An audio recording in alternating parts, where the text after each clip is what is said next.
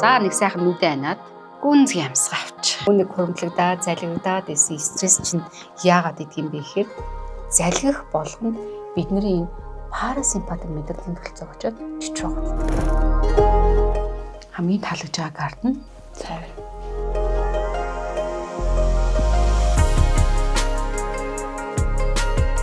Тэгэхээр гандлгарын маань хувьд энэ дотоод бодлын төршлөлтөө нэлээд өндөр түвшинд байх гэдэг юм уу гэж харах гэдэг. Бүх анхаарлыг зүрхэн дээр авчрыг.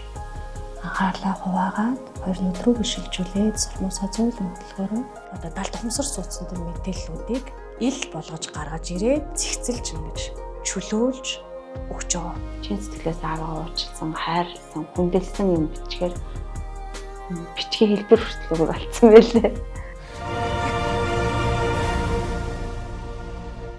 Дэлхийн хаанч нэг л амт нэг л стандартыг мэдрээрэй. Кафе капсул.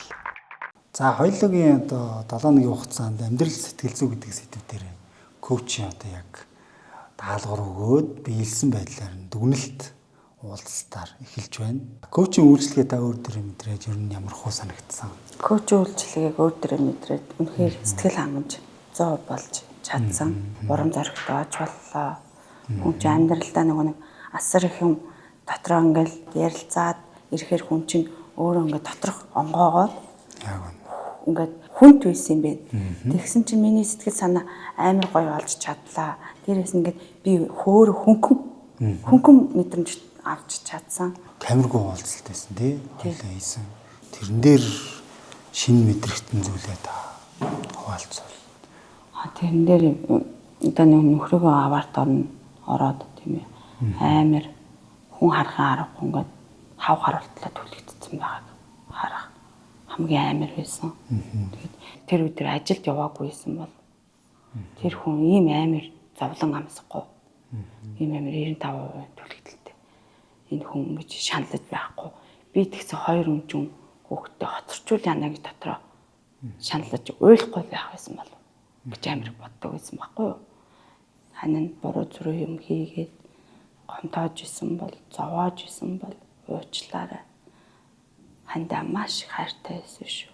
Уучлаарай гэж хэлээл эвднээс нь ингээл нэрмэс гараал байсан. Тэгэхээр би ч гэсэн харчаал уйлах гадаагаар нэ дэрэгдний уйлд сэтгэлийн яаж болохгүй гэл гараал хаалгыг хааж агаал гадаа нь л уйлдаг байсан. Юу ч идэж ууж чадахгүй байгаа нөхрөө. Тэр их өвдөлтийг асар их тэр зовлонг 7 хоног төвчж байгаа нөхрөө хараад миний сэтгэл амар өндөрж байсан. Одоо ч гэсэн үе бодогддог. Нөхөр минь амьд байсан бол тэр ажилд тэгж гарч яваагүйсэн бол энэ хүн юм болохгүй. Хоёр хүүхэд минь ч гэсэн эцгийн хайрыг амсаад сайхан л ах байсан баг та гэж үргэлж боддог.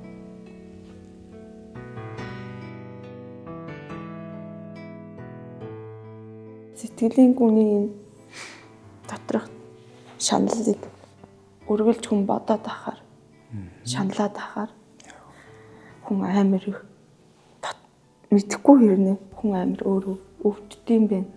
Хүнд хэцүү юм аа. Коучтой болоо сэтгэл зүйчтэй уулзаж өөрийгөө ингэж чөлөөлж авах хэрэгтэй юм байна. Тэгснээрээ хүн цаашдаа алхах амьдралдаа арай зориг зүрхтэй, арай өөртөө итгэлтэй амьдрах юм байна. Над чиг тэгсэн ийм мэдрэмж, над чиг тэгсэн дотроо хатгалаад байгаснараа хүн өөрөө их асар оюун ухаанаараа ч гэсэн бие махбодоо орой тэгсэн ядардаг юм байна. Гаргаал ах юм бол эргээд одоо өөрөө хөнгөрөөд магадгүй тэрийгээ хүлээн зөвшөөрөд илүү гоё ирээдүгөө илүү одоо байгаатай амьдрах боломж нээгдэнэ.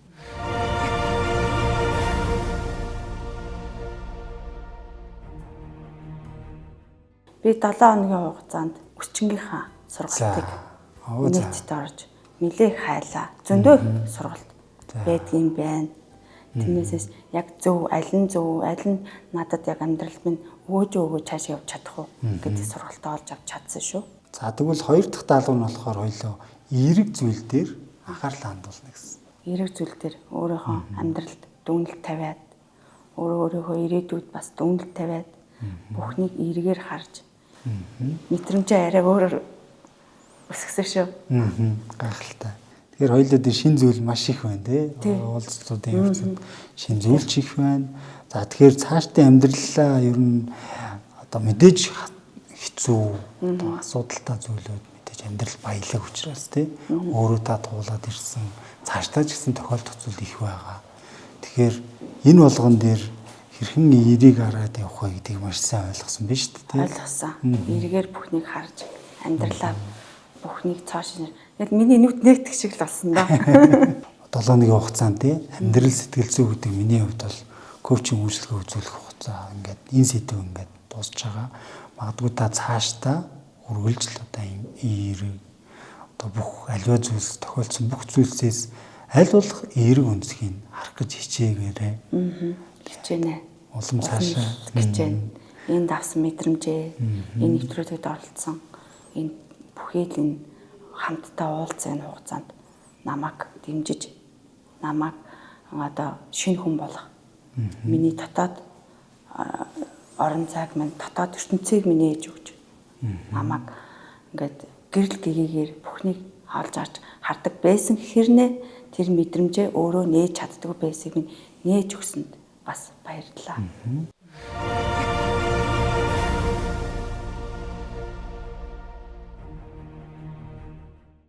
Дэлхийн хаанч нэг л амт нэг л стандартыг мэдрээрэй. Кафе капсул. За зөвштэй ажилтаа Монгол эмэгтэй зорилт төсөл маань үргэлжлэн цорол дугаараа үзэж та бүхэндээ хүргэж байгаа. За өнөөдөр гандаалгаарт маань бэлэг ирсэн. За ямар бэлэг гэхээр манай үндэсний үйлдвэр Сара брэндийн хамт олон байна. Бүтээтгүнийхаа дээжийг бэлэглэхээр ирсэн байна. Тэгэхээр ямар учиртай, ямар брэнд лээ? Одоо манай гандаалгаарт өгч байгаа брэндийнхээ бас товчхон танилцуулъя тий. Тийм. За сайн байна уу? Юуны түрүүнд бас гандаалгаартай ажил амьдралын амжилт хүсье. Учир нь одоо өөрийн чинь нэвтрүүлгийг үзээд маш их таалагдсан, сэтгэл хөдлсөн, маш хүчтэй, зөрөгтэй ээж байна гэж бодоод бас манай Сара брэндээс өөрийн нэрийн брэндээ бэлгэлэхээр ирсэн байгаа. Өөртөө маш одоо гоё өндөр зорилго тавиад урагшаа тэмүүлээд амжилттай яваасай гэсэн үгнээс бас өөрийн брэндээ авчирсан байгаа. За манай Сара брэнд бол арьс арчилгааны одоо ер нь 40-од нэр төрлийн бүтээгдэхүүнтэй. За бүтээгдэхүүн болгон яг Монгол одоо эрэгтэй эмэгтэй хүмүүсийн арьсан тохирсон арьс арчилгааны бүтээгдэхүүнүүд байдаг. Тэгээд өнөөдөр танд бас тэ арьсаа Сара брэндэд даатгаарай тэ өөрсдийн хүсэл мөрөөдөл зорилготой хүрээрэй гэдээ одоо Сара брэндийн бэлгээ авчирсан байгаа. Ямар гоё юм бэ? Гинтийн байла. За Маш их баярлж байна. энэ нойртойгоо сайхны бүтээгдэхүүн өөрт хийц авсан. Дүү охин л нэг удаа авч өгснөөс тэрнээс чинь аваагүй шүү. Нилээн олон төрлийн бүтээгдэхүүнийг бэлэг болгосон баг шиг байна тий. Тийм тэгсэн байгаа. Одоо гоё арьс арчилгааны тийм манайх одоо үндсэн юм гоё сет комто байдаг. Тэгээд таны арьсанд одоо 5 төрлийн үйлчлэгээ өгнө. Тэгээд Ямар гоё юм бэ? ер нь бол таны арьс таны нэрийн хуудас байдаг. Тэгэхээр нэрийн хуудасаа бас ингээд гоё сараад даатгаад одоо маш гоё цуврал сетком болон зохины тос одоо өсвөр насны хөөрхөн охинтой гэхээр өсвөр насны бас октийн багцчлаа. Тий. За дээр нь бүр онцлог буюу энергийн 7 хүрт буюу таны энергийн 7 чакраг сэргээдэг юм гоё аппарат бас бэлгэж байгаа. Энэ аппаратаар та яг өөрийнхөө тий хүсэж байгаа, бодож байгаа бүх зүйлээ бодох юм бол таны хүсэл бодлыг бас 10,000 дахин гэрцийн давтамжтай өөрлөвчин татаж одоо мөрөөдлийг биелүүлдэг чадвар байгаа тий. Гоё юм тий. Харин амар гоё баярлж байна. Бүр сэтгэл хөдлөлөө. Үнэхээр баярлаа. Та бүхний тэгсэн амжилт хүсье. Тэгээ энэ бүтээгдэхүүний чинь улам хэрэглээд, улам нүрээ гоё болгоод өөрөө ч гэсэн гоё юмхтэй болноо.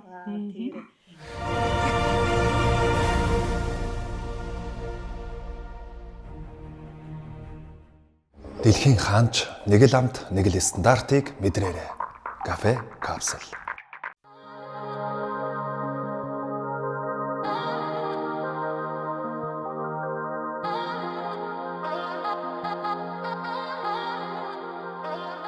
Сайн байна уу та?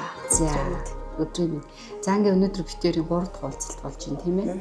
За битэрийн нөгөө бэлгэнүүд маань юу болов? Бэлгээ хийсэн үү? Хийсэн. Бэлгээ өөртөө өгсөн үү? Өгсөн. Би уулзалт болгоны төгсгөлд танд би даалгавар өгч явуулна. Гэтэ энийг би бол хувьдаа бэлэг гэж нэрлэх дуртай. Даалгавар гэхээр хүний тархины үг хүлээд авчтай бэхээр даалгавар хийх чи хэцүү шттэ. Нөгөө нэг 10 жилээсээ л ахуулаад багш даалгавар өгсөн монгол хэлээр даалгаврын уран зохиолоор даалгавар хийгээд ингээ явчихдаг шттэ тийм. Бэлгээ өгөхөд ингээд хэр байв өөртөө ингээ бэлэг өгж ийн гэж бодоо хийсэн чи хэрэг. Гоё байна. өөрөө өөртөө нэг эерэг энерги хуримлуулна гэдгсэн шүү дээ. Энд чинь өөрөө өөртөө ингээд гачаан дотор алхаад явна шүү дээ. Тэгэхээр амар их баяр баясгалан мэдрээд би чи энэ алхалтаар одоо өөртөө олон урам зориг авч шүү дээ гэж бодож алхахаар их гоё байлаа. Нарнаас харин ирч хүчийг авч нарны хурц туяа чинь бүр аймаа ингээд сэтгэл дүүрээд ингээд толгойд харах чинь тэр чигээр ингээд гэрэл гэгээтэй олж байгаа юм шиг. Тий. Тэгээд амар гоё байсан.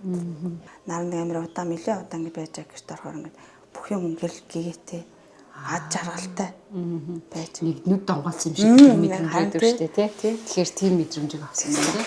За ямарсан энэ бэлгэнүүдээ өөртөө өгсөнд баяр хүргэе. Маш сайн байна. Өөртөө цаг зав гаргаж чадсан байна. За битэрийн хувьд өнөөдөр би танд юуг санал болгож байгаа вэ гэхээр сэтгэл зүйн метафор картын засал буюу зөвлөл картын заслыг санал болгож байгаа. За Германы сэтгэл зүйчийн зохиосон энэ өг картыг санал болгож байгаа. За энэ өг карт маань болохоор 88 шигийн өвгөн карт. За мөн түүнтэй ижилхэн 88 шигийн зургийн картаас бүрддэг ийм карт байгаа. За энэ маань ямар зорилготой юм бэ гэхээр бид нэр хизээч өөрийнх нь нөгөө дотоод руу өнгөж хардггүй шүү дээ. Тэрэн дотор юу яг юу ч болоод байгаа, яагаад ч байгаа. Ихэвчлэн монголчууд бидний дадсан зүйл бол ерөөсөө л тэрийг дарах. Тэрийг мэдрэхгүй байх гэдэг нэг юм байгаа. Сүүлийн үед бол хүмүүс яриад нь бүх юмнэр эргэл байчвал би гоё болчих гээд байна гэдэг нэг нөгөө сөрөг мэдрэмжээ хүртэл ингээд дараад идэгтэй. Гэтэл би сайтай мотагаар л хамлуулж байгаа шүү дээ тий. Тэгэхээр тэр миний нөгөө дотоодод юу болоод байгаа вэ гэдгийг л бодитоор надад харуулах боломжийг олгоно гэсэн үг. Ингэж бодитоор өөртөө харуулж яах гэдэг юм бэ гэхээр тархинд ухамсарт энэ зүйлийг бодитоор харуулчаар нөгөө надад магадгүй битэр түрүүн чинь онцлогоор нэг бодлоо юмнууд байгаад 있어. Очоод зөрчилдөө их байгаад 있어 шүү дээ. Тэгээд тэр дотор зөрчилдөөний шийдэх шийдэл нь юу байж болох вэ гэдгийг өөртөө гаргаад ирэх боломжтой гэсэн. За өвгөн картаа бол хоёлаа ингэж тавьж агаад рандом байдлаар ингэж тавьж агаад 3 ширхэг өвгөн картыг сонгоод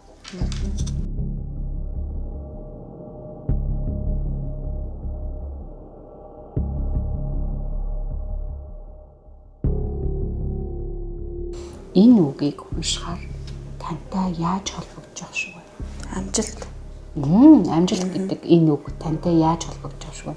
Энийг уншингууд танд ямар бол мэдрэмж авч ирж байна? Өөртөө амжилт хүсч ад жаргалыг өөрөөсөө бий болгохыг, энерги гоё энерги, зөв энергийг өөрөөсөө гаргахыг. Өөрөөр хэлбэл таны одоо зориод байгаа, хүсээд байгаа тэр зүйлтэй холбогдож байна гэж ойлгож болох уу? Болно. За энэ дээр өөр танд ярих зүйл байна уу? Бүх юм дээр амжилт, найз нөхөдч вэ, бүх одоо гэр бүлдч вэ, бүх юм амжилтаар харуул. Эргээр харж чадах юм бол тэр бүх юм эрэг, сайхан, өөдрөг байна гэж бодож байна. Дараагийн өвгөн карт тийг харахаар тантай яаж холбогдож байгаа шүү вэ? Сэтгэл татам өөртөө итгэлтэй. Би юм бэ тий? Би гол нь өөртөө сэтгэл татам, өөртөө одоо сэтгэл дүүрэм. Ханамжтай, сэтгэл ханамжтай. Тэгж байж байгаад энэ бүхэн бас цааштай улам ойр зоригтой, улам сайн сайхан үргэлжилж амьдрна гэсэн бодлоо. Тэгээд яг тиймэрхүү бодолтой байсан чи яг үний эшиг татаад гаргаад ирлээ шүү дээ. Одоо энд 88 өөр үг байгаа шүү дээ тий. Тэгсэн чинь энэ үгнүүд гарч ирсэн шүү дээ тий. За сэтгэл татам гэдэг үг танд ингэж холбогдож байгаа юм тий. За тэгвэл дараагийн үг. Ганцаараа гэдэг болохоор ганцаараа бүхнийг шийдэж одоо өөрөө би өмнө бол дандаа ганцаараа бүх зүйл шийдвэрийг гаргадаг байсан байхгүй юу? Тэгсэн бол одоо бол өөр хүүхдтэйгээ хамтдаа шийдвэрээ хамт ярилцаж, хамтаа зөвлөдөж, хамгийн гол нь хүүхдүүдээ сонсох. Тэр их амар зөв алхам байсан байлээ. Тэр ганцаараа шийдэж болохгүй маа гэдгийг бас ойлгосон. Тий. Өөрөлдөл би сая таны ярьснаас би ер нь ганцаараа ээжтэй гэдэгтэй тань их холбогдож байгаа гэж харж байна. Зөв. Яг тэгж холбогдох. Яг тэгж холбогдох гээд байна тий. За баярлалаа. За бид маш амжилттайгаар өвгөн карттайгаа өөрийгөө холбоод ярилцаж чадлаа тий. За одоо битэрт юу байна вэ гэхээр энд зургийн карт байгаа. За зургийн картаа бол хоёлаа одоо нэг бүрчлэг харна. надад ямар нэгэн байдлаар мэдрэмж өгөх юм бол би тэр зургийг ялгаж авч болно. Эерэг мэдрэмжж өгч болно, сөрөг мэдрэмжж өгч болно. Энэ хоёр хоёулаа мэдрэмж шүү дээ. Эерэг болоод сөрөг байдлаар мэдрэмж өгсөн л бол би өөртөө ялгаж авч болтой шүү. За санаа зовхон байхгүй. Энд зөв буруу гэсэн юм ерөөсөө байхгүй. Өгөн гартан дээрээ онооч тавиач гэвэл аль нь хаана байх юм шүү. За бид тэр нэгдүгээр үгийн те. Тэгэхээр эндээс эхлээд энэ зураг юу илэрхийлж байгаа, яагаад энэ зургийг сонгосон, тэгээд энэ үгтэй яаж холбогдож байгаа. Солонгын 7 өнгийг байгаль дэлхий, уул ус бүхнийг амжилт бүх юм амьдрал тэр чигээр багтаж байгаа учраас би уул устай, гол горхтой тэгээд бүх юм орчин байгаа харагдаж байгаа болохоор тийг сонгосон. Бороо орсны дараа ингээд солонг татаад харахаар амар гоё мэдрэмж авдаг шүү дээ. Ямар гоё юм бэ гэж харагдаж шүү дээ. Тэр шиг тэгж бодсон. Гандлахаар өөрчлөлөгчийн маань хувьд болохоор сэтгэл зүйн онцлогоогоор нэлээ юм дотоод бодлоотой тэгээд өнгөрсөндөө маш их юм сөрөг стресс хураач нөхлөцсөн юм сөрөг стресс мэдрэмжүүд айгүй ихтэй. За энэ нь бол бие махбодын өвчлөлөөр нь ингээд илрээ гараад ирсэн ийм зүйл байгаад байгаа. Гэхдээ энийгээ өөрчлөлөгч маань өөрөө ойлгохгүй хүлээн зөвшөөрөх одоо хэд бол цаг хугацаа хэрэгтэй. Тийм учраас сэтгэл зүйчийн зүгээс бол миний хувьд нөгөө бие махбодоор нь илэрсэн өвдөл цоврууд дээр буюу тэр нөгөө өнгөрсөн дээр байгаа сэтгэл хөдлөл мэдрэмжүүд юу байна вэ гэдгийг гаргаж ирж өөрт нь ойлгуулах. За тэгээд бүр нөгөө бие махбодын түвшинд гэдэг нь вегетатив мэдрэлийн систем буюу парасимпатик түвшинд явагдсан байгаа учраас энэ бие махбод дээр бас одоо тэр мэдрэлийн урсгал илааршил хэрхэн яаж явагддсан бэ гэдэг тэр арга зүйнүүдийг сонгоод өөрчлөлөгчтэйгээ ажиллах чинь. За өнөөдрийн хувьд жишээлбэл ийм метафор картын аргыг сонгоод өөрчлөлөгчтэйгээ ажиллаа. За энэ арга маань одоо жишээл биднэрт ямар боломжийг олгох юм бэ гэхээр өөрийн дотоодод буюу далд ухамсар тэр нөгөө хураач хөрмөлөгдсөн байгаа тэр сэтгэл хөдлөл мэдрэмжүүд надад юу байгаад байгаа юм бэ гэдгийг өөрийнхөө ухамсарт ил гаргаж ирж харуулах тэр боломжийг олгодог гэдгээрээ давуу талтай. Бие дээр очиод өвдөлтүүд өгцөн байгаа тэр сэтгэл хөдлөл мэдрэмжүүдийг бас гаргаж ирж илаашуулах аргууд нь бас юу байж болох юм бэ гэхээр зурган засал, хөгжим засал гэдээ бас ийм заслууд байдаг. За тэгэхээр дараагийн уулзалтуудаараа эдгээр одоо аргуудаа бас энэ өөрчлөлөгчтэй хэрэглээд энэ өөрчлөлөгчөд энэ заслуудаа оруулаад явна гэсэн төлөвлөгөөтэй байгаад байна. Зурган засал, хөгжим засал энэ зүйлүүд маань хүний баруун тархиар дамжигдаад тэр баруун тархин дээр хүний сэтгэл хөдлөл мэдрэмж байдаг. Тэр зүйлээр нь илааршилт юмыг явуулах гэдэг ийм арга зүйнүүд байна.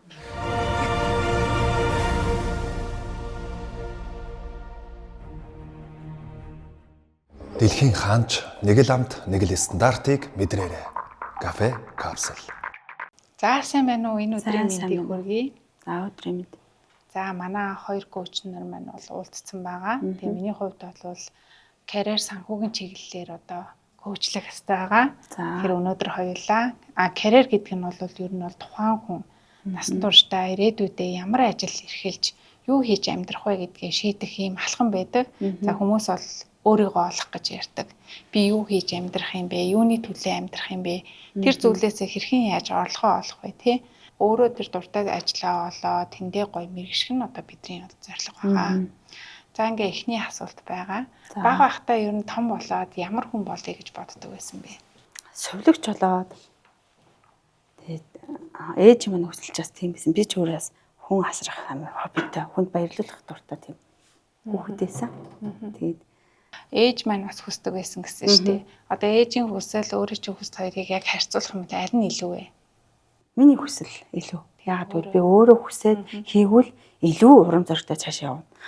Хүний хүслээр одоо ингээ хийх юм бол би ч одоо цаашаа явхад за яг тэ тэр хүссэн юм чинь да хийсэн болж идэ гэсэн бодол төрөх баг. Тэгээ мэрэгчлэрээ сурч чадсан уу? Сурч чадаагүй. Сурч чадаагүй юу? Тий. Одоо сурах боломжтой юу? Одоо юу? За хэлж мэдэхгүй байна. Одоо яг ямар мэрэгчлэр яаж ажиллая гэж бодож байгаа вэ? Одоо миний төлөвлөлөөд ингээд бодсон бол өсчингээр яа гээд уг нь төлөвлөсөн байгаа л да. Өсчин. Одоо ирээдүгөө төсөлөх юм бол хэдэн жил одоо өсчингээрээ ажиллаж ингэж төсөөлж байна. Одоо хөл гайгүй байх юм бол тэгэл хийгээл нь шүү дээ. Хүн насаараа хийц хүмүүс байдаг шүү дээ тий. Тэгэхээр мэрэгчлийн одоо өөрийн гэсэн өөрчлөлөгч нартай болцсон ингээ ирээдүгөө төсөөлж чадчих хүн л орж ирдэг тий. Болохоор байна уу? Болохоор байна. Надад тэгсэн юм би бариад засал нүүрний массаж хийдэг байхад байнга хөшлөж байж одоо ч гэсэн байдаг. Тэрнтэй адилхан л үнэхээр л өөрийнхөө гарт оруулах чадах юм бол мэрэгжил хүн сайхан шүү дээ. Хүн өөртөө ихтэй болохын тулд өөрийнхөө чадсан, мэдсэн, сурсан, амьдралдаа одоо туршлагажж олж авсан зүйлээ эргэж санах нь маш чухал байдаг. За тэгэхээр богино хугацаанд бас бага насных нь мөрөөдөл тэр сайхан дурсамжуудыг бас яриулсан. Тэгэж ярьснараа хүний одоо тэр талтгомсрын мэдээлэл нь одоо эрэг зүйл дээр бас төвлөрч чаддаг. За нэмээд бас асуухад. Одоо бид нар энэ өөртөө итгэл гэж ярьж байгаа шүү дээ. Ямар үед өөртөө итгэлтэй болдог вэ? Одоо ингээл баяр баяс хүнээс сая бэлэг авлаа шүү дээ. Тэнгүүт амар хурам өгж байгаа байхгүй юу? Нэгсэндээ би ч одоо ингээл улам цаашаа явах хүч надаа бас өглөө шүү дээ. Тэгээд бас нэг ах トゥ эгч дүүнэр магтаал мэд мундаг байж штэ. Улам хичээ штэ. Улам цааштай болно штэ. Бүтэн штэ гэхэд бас тэр чинь урам. Өөр одоо ямар нэгэн бусдын дэмжлэггүйгээр одоо өөрийгөө хүчлэх үү? Тэгэх юм бол би өөртөө итгэлтэй байдал үүсгэх юм бол дууд болох. Би ер нь гэртээ ингээл дуу хөгжим сонсоол өөрийгөө тайвшруулаад дуугаа хийлал ингээ юм аяхэр улам зөрөгтэй юм аягээл улам цаашаа ингээл баяр баясгалтай юм аяа хийдэж шээ. хүндэлэн дөрөдөгсөн ба Хүүгээ минь дэлгтэй ээж минь та дахин тороо их хүрээ инрэл тоо ээж минь та айлаа Инги хараа и хорондоо өргөдөө. Тэгэхээр хүн сэтгэлийн амьтан гэж ярьдаг шүү дээ. Яг үнэ. Тэгэхээр өөртөө ихтэй хүн чинь хиймээр, бүтээмээр бүтээгч энерги нь өсдөг юм байна л да. Тэгэхээр тэр өссөн энерги ашиглаж яаж амьдралаа цааш нь өөрийнхөө амьдралыг бүтээх вэ гэдэг төлөвлөгөө гаргах юм. Одоо тэнцвэртэй амьдрал гэж юу вэ? Юу байвал таны амьдрал бүрэн дүүрэн байх вэ? Эрүүл сарвал байж байгаа. Эрүүл сарвал байгаад ажилтай. Хүүхдүүд минь гэсэн эрүүл сарвал. Гэр бүл байж ижил миний амьдрал гол зорилго тэнтэй тэнцвэртэй. Окей. За оролцогч маань олвол эрүүл мэнд, гэр бүл ажил бол чухлаа гэж хэлсэн байгаа. Тэгээ үүн дээр нэмэгдээд бол сэтгэлийн амар амгалан санхүүгийн одоо үнэт зүйлийг бол нэмж өгөх талаас нь бол чиглүүлж өглөө. Тэгэхээр биеийн эрүүл мэнд чухал гэдгийг ойлгоцсон. Одоо цаашаа хоёлаа сэтгэлийн амар амгалан гэдэг зүйл ямар чухал вэ? Тэнийг хэрхэн амьдралтаа хэрэгжүүлэх вэ гэдэг талаас нь одоо амьдралынхаа дадал тушаал хэм маягт оруулж өгнө. Яаж сэтгэлийн амар амгалан байх вэ? Хүн ч одоо нийгэмч амир эдийн засгтэр тогтоод байна шүү дээ. Одоо 1000 ажил хийгээд одоо нэг махны үн хүртэл нэмэгдсэн байгаа шүү дээ. Тэгэл яа мөн орж иж байгаа орлого нь одоо гарч байгаа санхүүжилт нь орлогоосоо их болчиход байгаа шүү дээ. Одоогийн нийгэмд бол. Тийм учраас санхүүгээ одоо зөв зохистой хинч хийсэн хэрэгжүүлж чадж байгаа ч гэлээ одоо яаж энийг ингэж тэрийг авчихсан, энийг авчихсан, энийг зохицуулсан гэж тэр чинь бас амар амгалан байдал бас нөлөөлөд нь шүү дээ.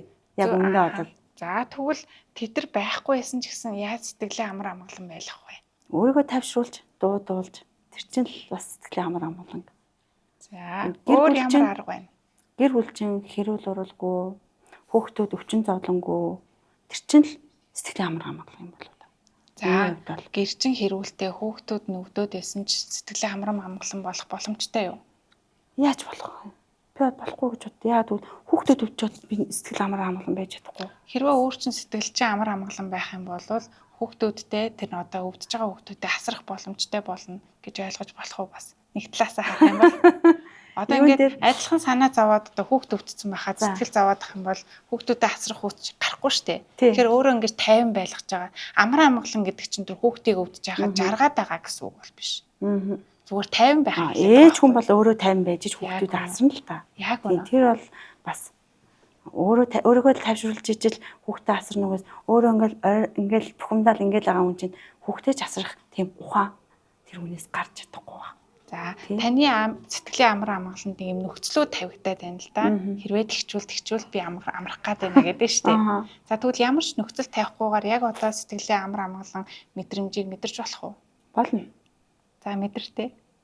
Бясалгал хийх юм бол алчих. Яг үнэ. Энийг хэлүүлэх гээд байгаа байхгүй юу? Энэ нөгөө коуч нь өөрөө ингээд яг тгээ ингээ гэж заахаас илүү тухайн хүн ингээ гаргалгааг өөрөө гаргахт нь одоо хэлүүлдэг юм онцлогтой. Зөв. Би бясалгал хийх ёстой юм байна гэдгээс гаргаж ирлээ тийм ээ. Бясалгал хийгээ сэтгэлээ одоо өдөр болгоныг 10 минут сайхан бясалгал хийчих юм бол сэтгэл чинь тайвшраад ирэхээр зөв шийдвэрүүдийг гаргаж эхэлдэг. Ууртай хүн гоё шийдвэр гаргадаг билүү? Гаргахгүй шүү. Гомцсон хүн гоё шийдвэр гаргадаг билүү? Яг үнэ. Ингээл хүн ингээл цохол авангууд нь зөрүүлэл цогтдаг ч юм уу эсвэл нэг хараал хилэнгууд нь зөрүүлэл хараал хилдэг ч юм уу. Энэ ухамсартай үйлдэл мөн үү? Тэр ч ухамсар. Яг нөгөө уурна гаргаж байгаа үйлдэл тэр бол тэгэхээр хүмүүс нөгөө сэтгэл хөдлөлийн мэдрэмж болон хариу үйлдэлийг холбоо хийчихдээ юм. Сэтгэл хөдлөл мэдэрлээ шууд хариу үйлдэл үзүүлчихдэг гэсэн. Тэгэхээр сэтгэл хөдлөл гэдэг нь тустай. Хариу үйлдэл гэдэг нь дараа нь байх ёстой гэсэн. Тунгааж бодсныхаа дараа хариу үйлдэлийг гаргах гэсэн. Тэгэхээр салчиж байгааз сэтгэл хөдлөл окей би ууралчлаа тийм ээ. Ууралчлаа. Яагаад ууралж байгаа гэдгээ эхлээд тайвширч байгаа бодоод за би ч өглөө өдөрч унснаас болоод өдөржин ажлынхныгаа хар хатсан биш үү гэж болно шүү дээ тийм үү. Тэгээ шалтгаанаа илрүүлчихэнгүү тэр ажлынхаа уурлаад шаардлага нэг өсөндөө тэр хувь хүн өөрөө тухайн үедээ бүдэрч унсандаа бухимдсандаа ууралсан тэр дотор яваад байгаа байхгүй тий. Яг үнэ. Яваад байгаа болохоор хүн юм асуух гад зүгээр л хүн сайхан сэтгэлээр юм асууж болно шүү дээ. Зүгээр тэр хүн бас санаандгүй юм асууж болно. Тэнгүүд нөгөө уур бухимдаа хүн чинь цаашаа гэд түлхэх. Яг үнэ. Тийм байхгүй юу? Тэгэхээр хүн сэтгэл санаа нь тайван байгаа үед ухаада альва шийдрийг бол зөв зүйтэй гаргаж чаддаг. Сэтгэл хөөрсөн үедээ дандаа л харамсах шийдвэрийг хүмүүс гаргасан байдаг шүү дээ. Тэгээ энэ талаас нас хүмүүс оролцогчоо бас чиглүүлээд асуусан, бас санал нэгдсэн байгаа. Гэх мэтлэн одоо энэ тэмдэртэй амьдралын төлөвлөгөөг бол богино хугацаанд бас тухайн хүнтэй бол чиглүүлж бичүүлээд өөртөө бас амлалт өгсөн байгаа. Нийгмийн байгаа юм чинь ингээл стресстэй үе амар гар зөндөө байдаг. Тэгсэн ч гэсэн тэрийгэ болдгийн.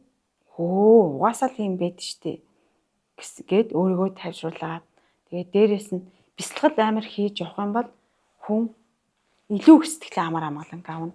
Гэр бүлдээ ч гэсэн тэр бясалгал хийснээрээ хүүхдүүдтэйгээ харьцаанч тэр нийгэмтэй харьцаж байгаа харьцаанч тэр өөртөө ингээд амар амгалан орчинг бүрдүүлж чаддаг юм байна гэдгийг бас ойлгосон. Яг одоо танд орлого олох чадвар байгаа юу? Одоохондоо бол боломжгүй байна. Яг тэгвэл миний хөл юм байгаа болохоор ажил хийх ямарч нөхцөлгүй болоо зогссон байгаа болохоор. За хөл хэмжлэгдсэний дараа орлого олох чадвар байгаа юу? Хөл хэмжлэлийн дараа байлгүй ах уу? Ажил хийж байгаа юм чинь. Ямар орлого олох боломж вэ? Би одоо мэдээж хэрэг хүмүүсийн нүрэнд хаяа массаж хийдэг. Массаж хийдэг тийм. Нүрийн массаж. Нүрийн массаж. За нүрийн массаж хийхэд одоо сул тал нь юу вэ? Байхгүй шүү дээ. Байхгүй. За шууд орлого олох боломжтой шүү дээ тийм. Энийг яаж хийх боломжтой вэ?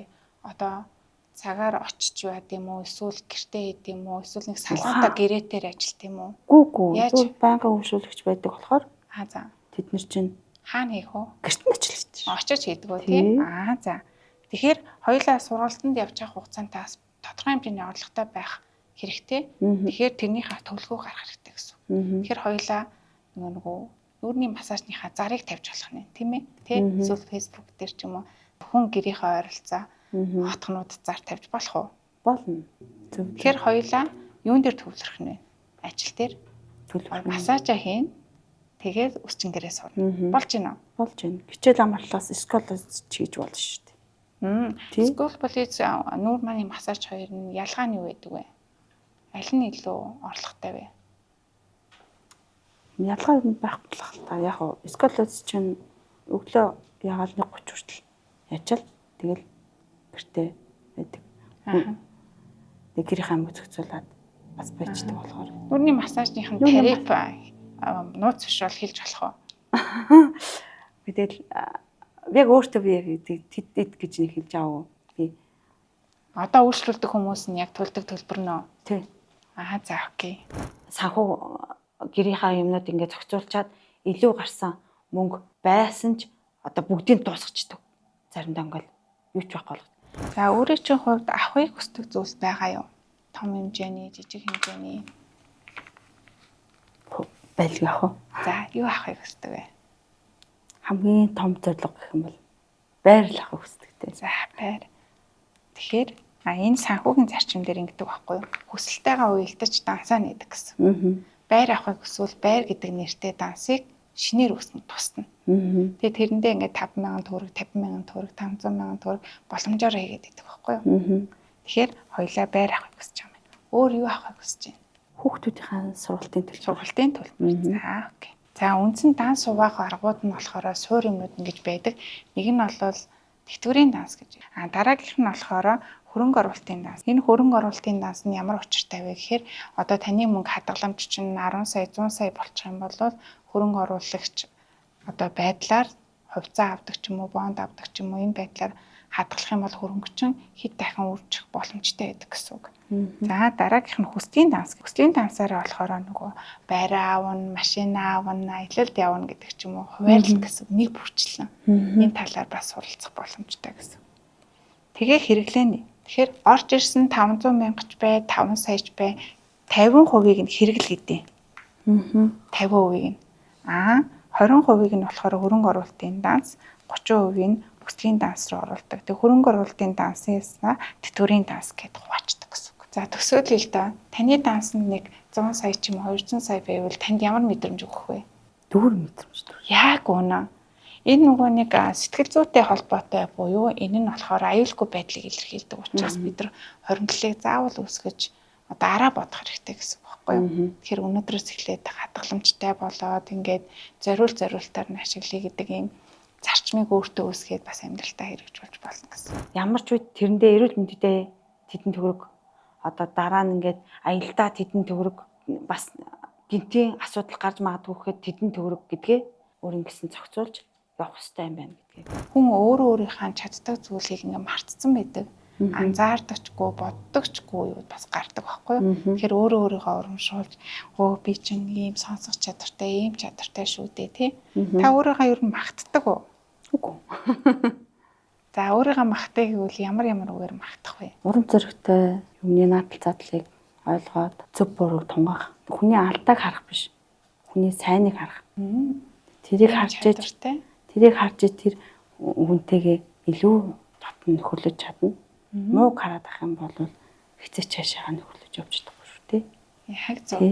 Тэгэхээр ухаантай шүү гандолгороо, сайхан шүү гандолгороо, хөөрхөн шүү гандолгороо, би чамд хайртай шүү, хичээж байгаа шүү, чамаараа бахархаж бай шүү гэж өглөө болгон өөртөө хэлээд ах юм бол хүн бас өөрийнхөө урам зориг нэмэгдэнэ гэсэн. За нэмж нэг юм асуухад одоо дэлхийн ертөнцийн дээр маш олон амьтад байгаа шүү дээ. Хүн ер нь яах гэж төрд юм бол? Ямар үүрэгтэй юм бол? Хүн чинь амьдрахын төлөө дээрээс нь бусдыг хайрлж хайр арил услагдчихж л өдөө зэрэгтэй явна үгээс. Хайр байгааг бол дэлхийн байгаль хоёр одоо нэг холбоотой л гэж боддоо шүү дээ. Одоо хүн байгаль хоёр чинь зөв. Хүн яг ямар үүрэгтэй юм? Юу хийж чадах вэ дэлхийн төлөө? Одоо наад зах нь мод тарьж усалж болно шүү дээ. Мод тарьлаа гэхэд чинь байгаль орчноо бас хайрлаж байгаагийн шинж тэмдэг нэгт. Хоёрт гэх юм бол хогоо хаяхгүй байх хэрэгтэй. Одоо ингээд би ингээд эргэн тойрон ингээд хүмүүсийг хараад тамгаа татлаа ингээд хаа дуртай газар хайдаг тийм ээ. Тэгж хаяж саяхгүй байх хэрэгтэй. Яагаад гэвэл тэрийг хүн цэвэрлдэг байхгүй юу? Зөв. Тэг чи хүн ширхэг бүршлэн төвөдөг байхгүй юу? Байгалаа хамгаалах үүрэгтэй байх нь тий. Тэгэхээр хүн өөрөө үүргээ мартцсан юм уу да гэж хардаг байхгүй юу? Тэгэхээр бид нар одоо энэ хайр дүүрэн хүмүүсийг хайрлах, хамгаалах гэдэг яг энэ жинхэнэ үүргээ гаргаж ирэхээс нааш хүмүүс өөрөө ингэ мэдэхгүй байгаа гэсэн үг. Тэг би нэг юм хэлчихв. За тий. Би одоо ингэ хүмүүс ингэ уутай штий.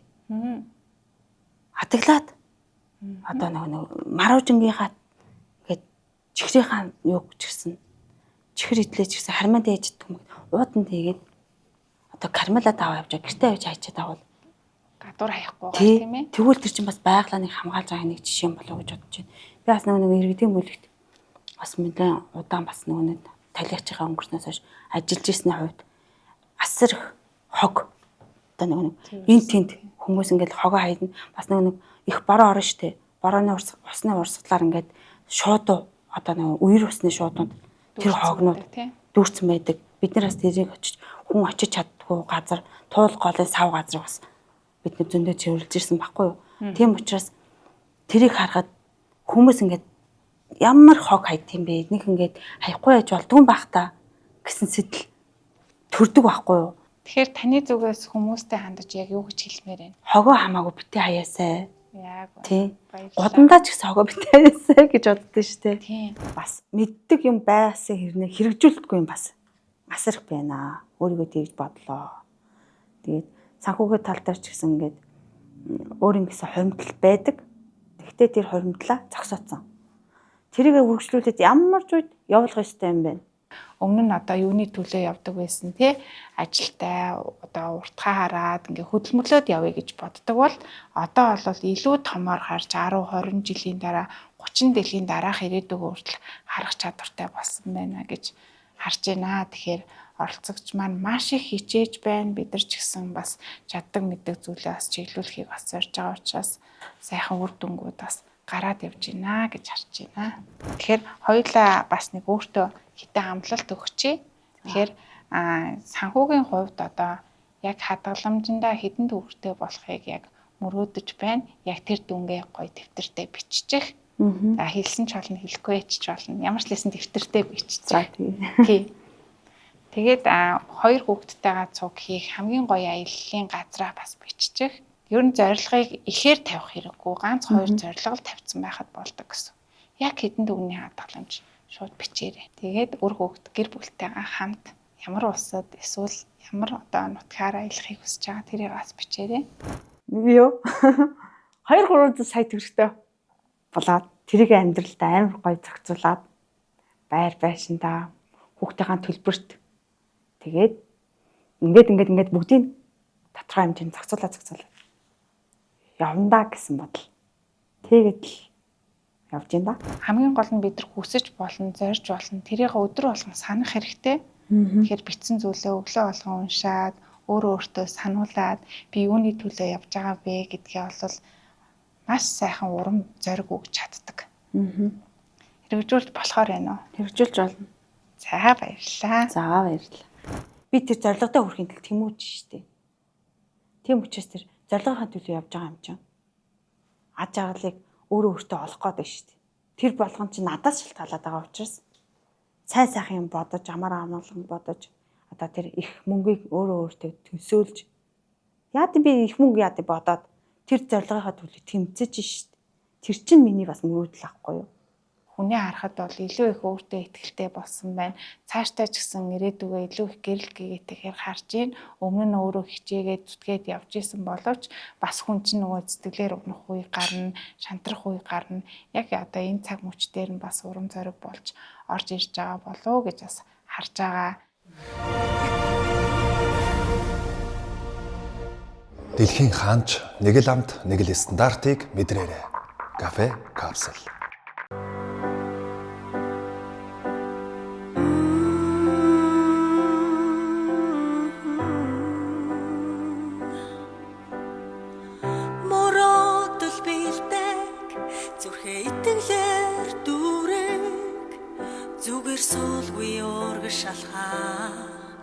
Алтанаар бүгдийг эдэг сайхан бүхнийг далан санаа сэтгэлэн өдрөг байлгаарай халуун зүрхээ хэлээд хамтаа бүхнийг бүтээн гэж итгээрэй.